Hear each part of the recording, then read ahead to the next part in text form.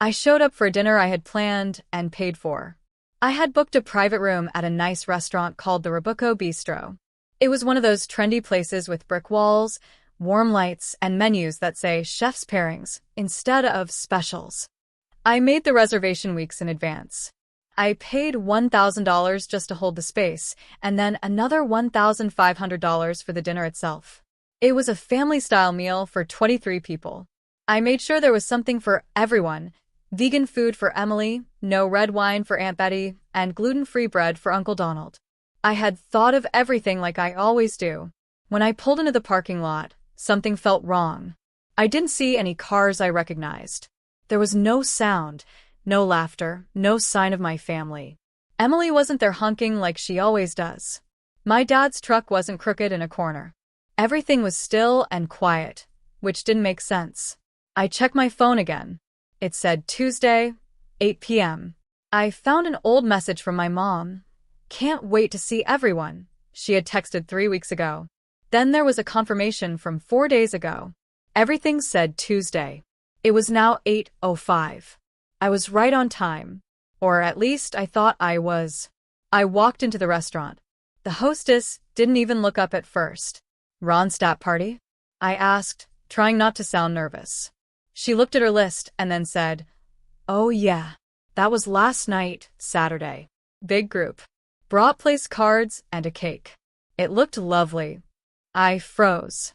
"No, that's not possible," I said. "The dinner is tonight. I made the reservation myself." She tilted her head. "Sorry, ma'am. "I'm just going by what's written. They were here. All 23 of them." My mouth opened, but I couldn't speak. Instead, a short, dry laugh came out. One of those laughs that hurt your throat because you're trying not to cry. I walked outside and called my mom. "Hi, sweetie," she said in a voice that sounded too happy. "Where is everyone?" I asked.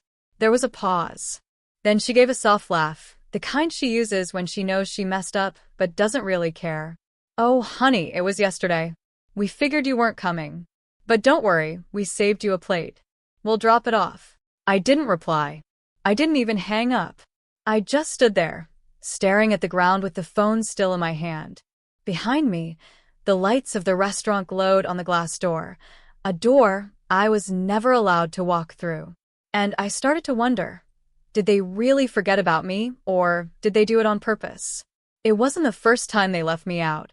Not even close. But this time was different. This time they didn't even pretend to care. I think what hurt the most was that there were no excuses this time. No one made up a fake reason for missing the dinner. No one said they got the day wrong, or had an emergency. There was no "let's reschedule," or "we'll make it up to you." Just silence. And later, a plate of cold leftovers. When I was younger, I believed being the responsible one was something to be proud of. My name is Linda Ronstadt. I'm the oldest daughter in the family. I don't live close by. I don't cause drama. I don't ask for much. That's how they always talk about me. Quiet. Easy. Low maintenance. Then there's Emily, the youngest. She's the bright one. The baby. The one who just needs a little help getting her life together. So I helped. Of course I did. The first time was right after she graduated from college. Emily couldn't pay her rent. Mom called me, sounding worried. "She's really trying, RA. She just needs help for this 1 month." That night, I sent Emily $800. I thought that would be the end of it.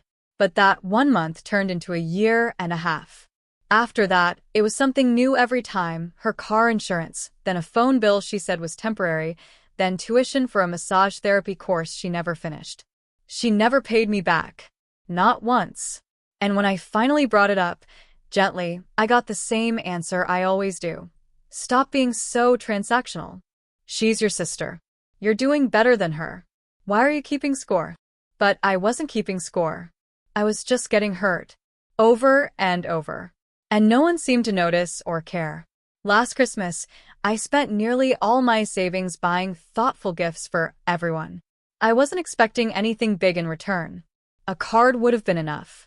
But instead, I got a box of peppermint bark and a photo of the whole family, framed in gold. I wasn't in the photo. No one noticed that either.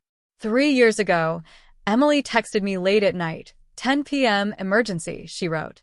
Bailey ate a sock. Vet bill is $1,000, please. I didn't hesitate. I sent the money right away. The next morning, she posted pictures online, new nails, brunch with mimosas, and some guy's tattooed hand on her leg. The caption said, "Soft life season." I sent the post to Mom, expecting maybe a little understanding. But she just replied, "You always take things too personally. She's just trying to live." No one asked if I could afford it. No one asked if I was okay.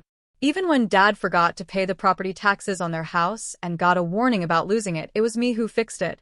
I sent the money quietly. No one knew. He didn't even say, "Thank you."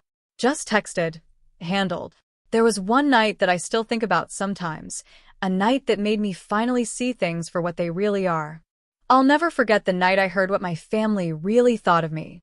It happened after I had just sent Emily $1,500 to help with another bounce check, and a bill she couldn't pay.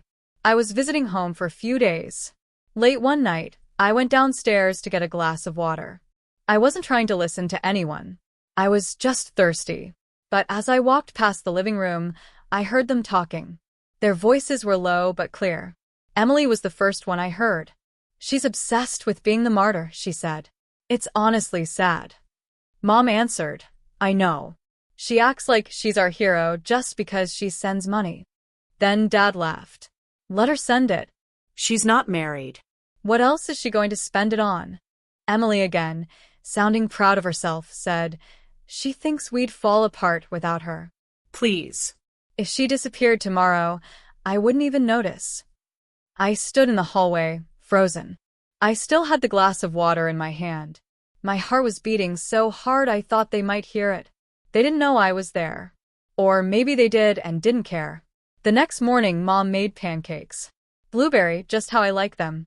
She smiled and acted like everything was fine. Like nothing had happened. I didn't bring it up. I just ate quietly, smiled when I had to, and left before lunch. I drove back to Bismarck and told myself I'd finally be done with them. But then, 4 days later, Emily texted me again. "RA, I'm short on rent. Promise this is the last time." And I sent the money. Because that's what I always did. That's who I was, the helper, the one who came through, the one who was never thanked. Until the night of the dinner at the Robuco Bistro. I stood in that empty parking lot, staring at the quiet building, knowing 23 people had just eaten a big meal that I paid for, without me. That's when it really hit me. It wasn't just that they didn't appreciate me. It was worse. They had chosen to leave me out. Because I was easier to use when I wasn't in the room. I didn't drive home that night.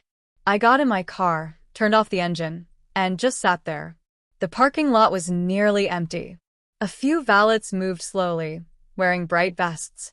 Inside, I could hear the sound of forks clinking against plates from other tables, other families. I sat alone behind the glass, invisible. I read the message again. Tuesday, 8 p.m. Robuco Bistro. Mom had texted.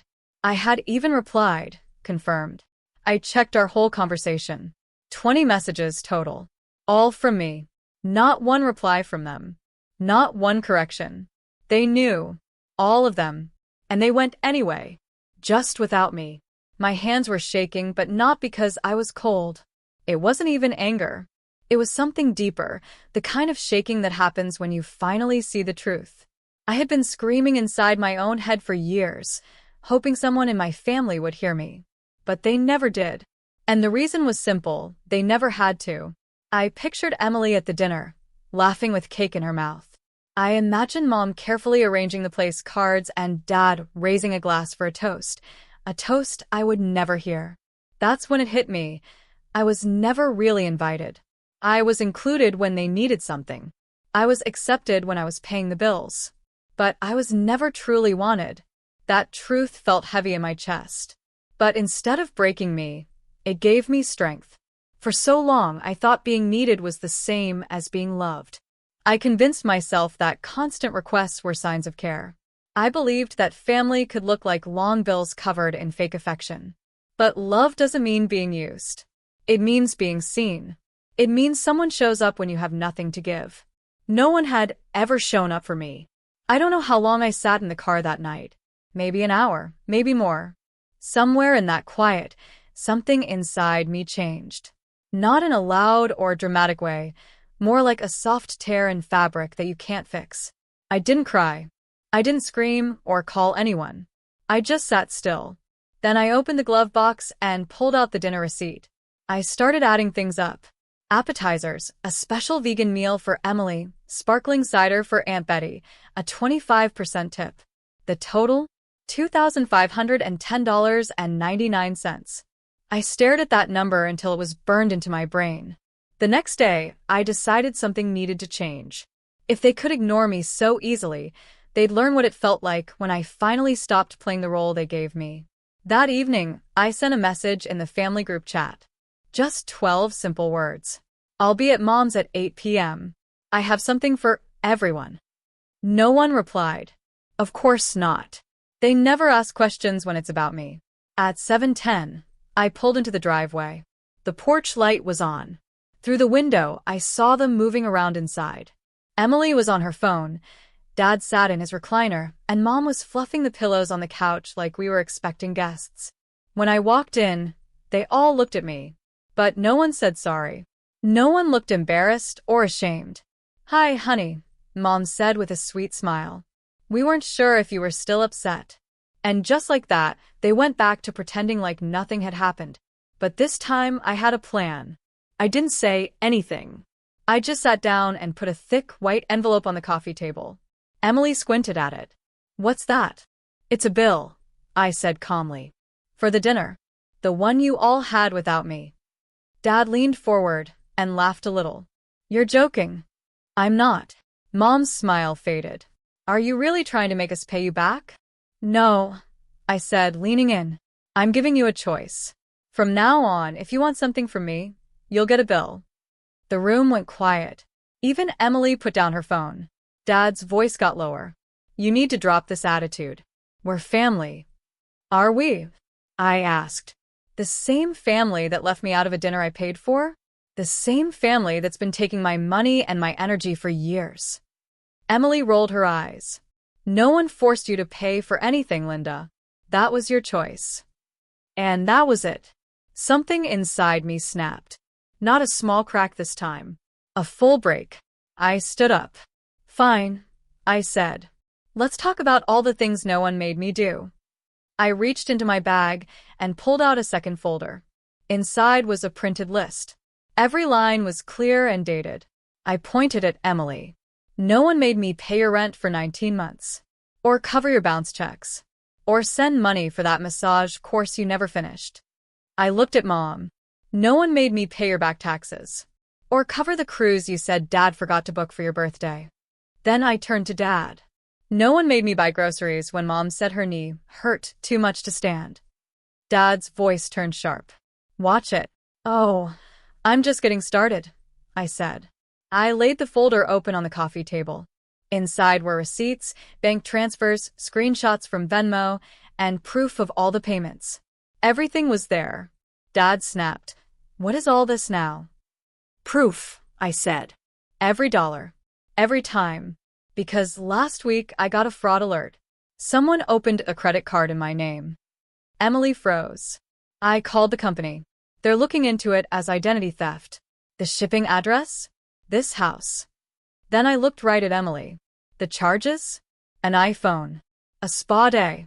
Funny you posted about both. You said they were gifts from a friend." Mom opened her mouth but didn't speak. Emily jumped to her feet. "You're really doing all this over that?" "No," I said. "I'm doing this because I'm finally ready." And for the first time, no one had anything to say. No quick reply. No jokes. Emily crossed her arms, but her jaw was tight. The smirk she always wore had faded just a little. "I thought we were done with this," Emily said loudly. "It's not even a big deal. You always help. So, what's the problem if the credit card was in your name?" There it was. The truth. No shame. No regret. Mom jumped in quickly, her voice shaking.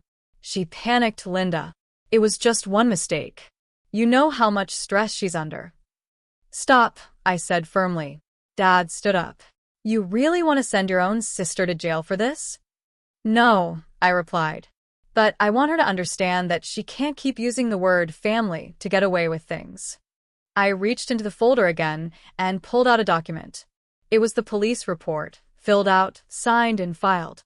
I submitted this yesterday morning, I said, placing it gently on the coffee table. It's already in the system. I got a call this afternoon from a detective to confirm. Emily's face went pale. You're serious? Completely. Mom looked shocked, like someone had just slapped her. You're tearing this family apart, she whispered. No, I said quietly. I'm just not letting it keep tearing me apart. No one yelled. No one slammed doors. It was just quiet, the kind of quiet that comes when the truth finally cuts through years of lies. For the first time, I saw fear in their eyes. Not fear of jail, maybe, but fear of being exposed. They knew I meant every word. And even more, they knew I finally had the strength to do something about it. Emily laughed suddenly, but it didn't sound real. It was sharp and empty. So what? You want money? A check? Fine. I'll pay you back. No, you won't, I said softly. Because this isn't just about money. It's about all the times you used me and called it love. All the times you took everything I had and made me feel like I should be grateful. Silence filled the room. Then Dad stepped closer, his voice low and heavy. You think this makes you a hero? No, I said, standing up. It makes me free. I turned toward the door, still holding the folder. Behind me, I heard Emily mutter something. Mom started to cry. Dad didn't move. And then I heard a voice, one I didn't expect. It was Timothy, my cousin. The quiet one. The one who never said much at family dinners. The one who never picked a side. I'd like to pay my share, he said quietly. Everyone turned to look at him. He cleared his throat. For the dinner, he said. It's only fair. And I knew about the date change. That's when I knew.